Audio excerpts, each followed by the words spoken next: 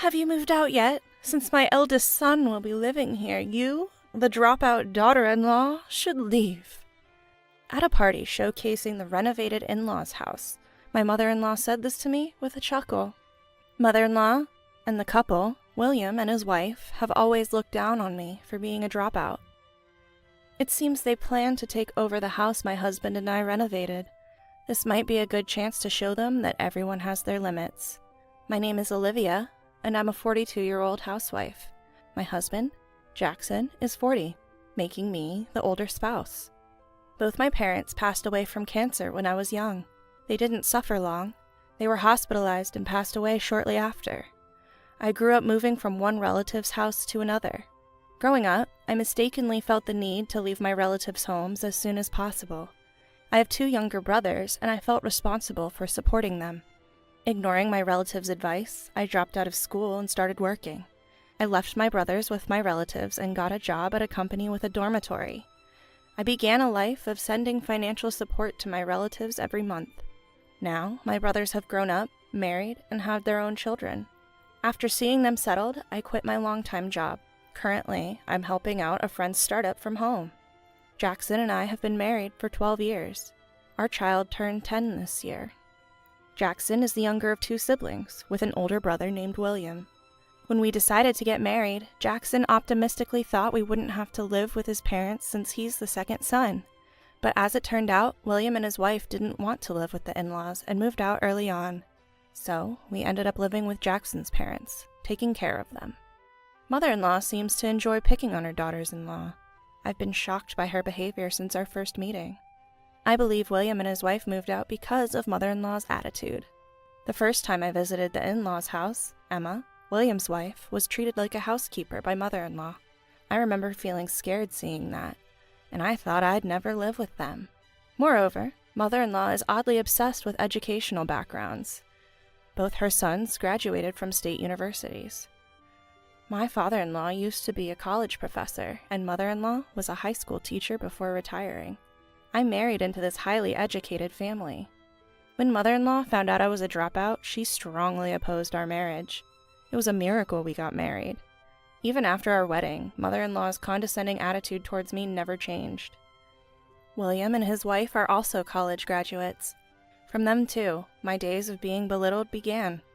Once we started living together, mother-in-law's harassment began immediately. At first, it was small things. Only my fork was always a disposable one. In the beginning, mother-in-law prepared our meals. She also served the food, but I always got a disposable fork. Even the fork I bought for myself would be thrown away by mother-in-law. When I told her, using disposable forks is wasteful, let's stop, she frowned and said, "After all, I don't like washing a non-family member's fork. The idea of washing someone else's fork every time gives me the creeps." I was taken aback by what my mother-in-law said. Back then, I was younger and had never faced such blatant hostility. I wondered if she saw me as an outsider, hence the disposable fork, but it didn't make sense. She kept emphasizing that I was an outsider since I married into the family. Then, I noticed something. Only the towel I used was washed separately, and it was often washed without detergent.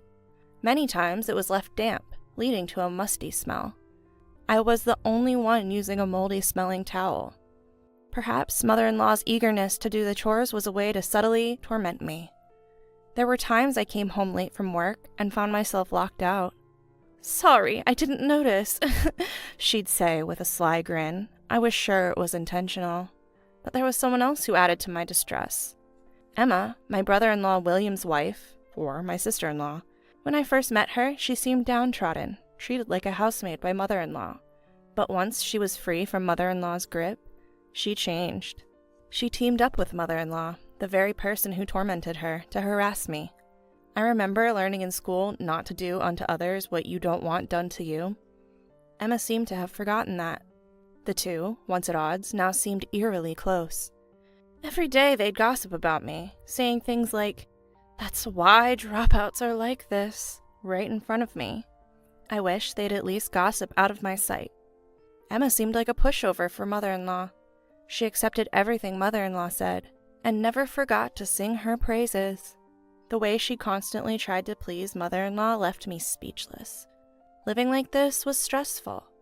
I'd occasionally vent to my husband Jackson, but he seemed not to fully understand. He wasn't entirely on mother-in-law's side, but he wasn't entirely on mine either. He lacked decisiveness, but was genuinely kind. I love Jackson. I don't want to cause him any trouble. If enduring this would bring peace, I was willing to bear it. Jackson did understand my efforts. From time to time, he'd secretly buy me my favorite cookies. Emma would often drop by unannounced. I work remotely, so I'm often in my room during the day. And I'm not just lounging around. I'm busy with back-to-back meetings and writing articles. Lately, Emma's favorite pastime seems to be disrupting my remote meetings. She'd walk down the hallway talking loudly, or open my door to mock me.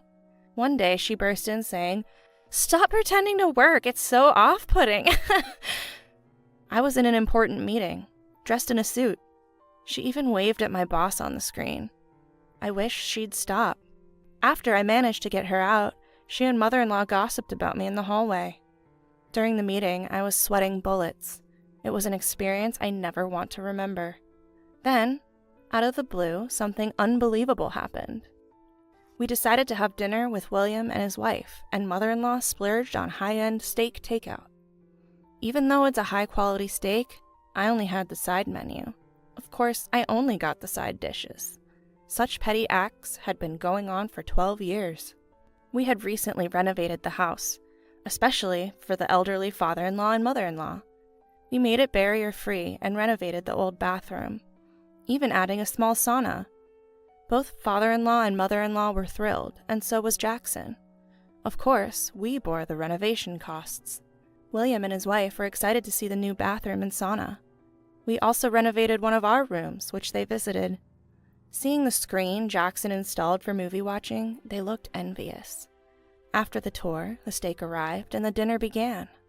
I had prepared salads, soups, and kids' meals. Since William and his wife didn't have kids, my child was the first grandchild for father-in-law and mother-in-law. As I nibbled on my side dishes and listened to mother-in-law and William's family discuss the renovation, mother-in-law dropped a bombshell. "When are you moving out? William is moving in, so you need to leave." I was so shocked that I couldn't comprehend her words. "Wait, what do you mean?" "I've put up with you for 10 years. Now that the house is nice, it's time for you to go. I want to live with Emma and her family." I was stunned as my mother-in-law spoke with a smug grin, as if it was the most natural thing in the world. I looked at William and his wife, thinking it was a joke, but they too had the same nasty smiles. "Hurry up and leave." Something inside me snapped at their mocking tone. Even the usually calm Jackson looked stern. I gave Jackson a look, asking, "Do we not have to put up with this anymore?" Jackson smiled and made a big circle gesture above his head. "So, you want us to leave this house?" I asked. Yes, it's been humiliating having a dropout like you here for 10 years. Mother-in-law sneered. I was appalled. After all, she had run away from her own harassment. With Jackson's approval, I felt I no longer had to endure. "We'll move to a new, beautiful, and spacious house," I declared, smiling at William, his wife, and mother-in-law. Now it was their turn to be taken aback. "Huh?" As they stared in disbelief, I repeated myself. Their expressions showed that they hadn't grasped the situation. "Olivia and I were talking about maybe something like this could happen. You can imagine what William and the others would think," the usually quiet Jackson said in a deep voice. From the start, we knew the renovation was for William and his wife. I had overheard them secretly discussing it with mother-in-law. But suggesting a renovation for an aging house seemed normal. I didn't want to believe there was malice behind it. I hesitated to bother Jackson with this, but I decided to let him in on what was happening. At first, Jackson seemed to think it was a joke. But when he heard someone wanted a sauna, he realized something was up. His father has high blood pressure and was advised against using saunas by his doctor. It turned out William was the one pushing for the sauna. We began to suspect that William and his wife planned to make us renovate the house, only to take it from us later, just like cuckoos taking over another bird's nest. We could have confronted William and his wife, or even my mother-in-law, but seeing Jackson's disappointment broke my heart. I think he wanted to trust William and mother-in-law until the very end. It made me tear up. Why don't we build our own house? I suggested, looking into Jackson's eyes. What do you mean? Build a new, beautiful, spacious house? That sounds too good to be true. The first to react was Emma. She had always dreamed of a new home, but William's gambling habits meant they couldn't save up for one. They were also in debt and always strapped for cash. I believe they moved into Jackson's parents' house because they couldn't keep up with their apartment rent. They probably saw living rent-free in Jackson's parents' house as a step towards their dream home. I suspect they plan to sell the land once Jackson's parents pass away and use the money to buy a new, beautiful, spacious house. Yes, we finally got our new house. You can see it from here. It's the one right across the street. Emma, you've been admiring it, haven't you? I pointed to the newly built house across the road, the one Emma would gaze at dreamily every time she visited. I think it's her dream home. We initially planned to build somewhere farther away, but Jackson chose that plot. He probably wanted to show off our new home to William and his wife, who had plans to take over the renovated house. The plan worked. Emma looked genuinely upset. We're moving to that house. William and his wife can handle the rest. They'll be living here, so they should cover the remaining renovation costs, Jackson said, smiling at William and his wife. But his eyes weren't smiling. It scared me. Once we finished our steaks, Jackson said, "Shall we move?" Our new home had just passed its final inspection the day before. I didn't expect William and his wife to spill the beans so soon, but I'm glad we were ready. Olivia, you're such a failure as a wife. Your ideas are ridiculous and scary. Do you want to burden Jackson with more debt? You're so demanding. Mother-in-law shouted at me, clearly frustrated. She kept repeating demanding wife and dropout, as if she couldn't think of any other insults. It was almost amusing. Mom apologized to Olivia. What are you talking about? I'm just worried about you. It's sad to see you deceived by such a demanding dropout wife, Mother-in-law replied, reaching out to Jackson. But Jackson coldly brushed her hand away. Mother-in-law, who'd never been rejected by her son before, was in shock. I'd never seen Jackson act this cold before. It's terrible. Deceived by such a demanding wife. Do you plan to ignore me? Jackson's the one burdened with debt. He'll work for this demanding wife for the rest of his life, right? Can't you see that? Mother-in-law cried out, tears streaming down her face. Jackson looked at her with cold eyes and let out a deep sigh. Mom, why don't you get it? Olivia earns more than I do. The land and the house were bought with the money she saved when she was single. I don't have any debt. Why can't you be grateful to Olivia? All eyes turned to me after Jackson's comment.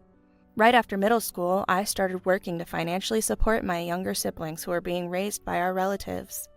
But those relatives never spent the money I gave them.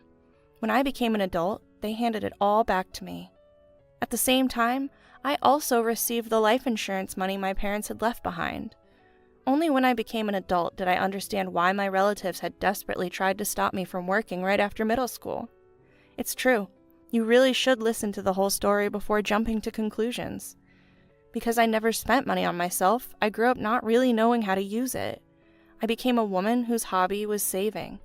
When we first got married, I showed Jackson my bank card. He was shocked by the amount. This is what Olivia saved up. I want her to use it on something she truly desires. I was deeply moved by Jackson's words. I decided right then to use it on something Jackson really wanted. Olivia made my dream come true. I can't thank her enough, Jackson said with a smile. I felt a bit embarrassed and looked down. I was so happy to see Jackson pleased, and I felt refreshed seeing the stunned faces of William and Mother-in-law and the frustrated look on Emma's face. Oh, by the way, no one but Dad is allowed in our house. Even if you come, you won't be let in. Jackson declared this to everyone present.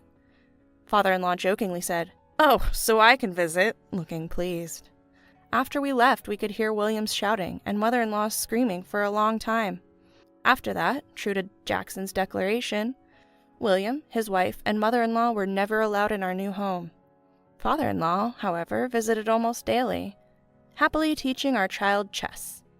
According to father-in-law, there's now constant fighting at the spouse's parents' house. Especially between mother-in-law and Emma, there seemed to be numerous issues. Every day, they shot at each other, leaving William and father-in-law exasperated. William is now working a side job cleaning at night, burdened with his own debts and the renovation loan. He's losing patience with Emma, who insists on being a housewife. Father-in-law believes it's only a matter of time before they divorce.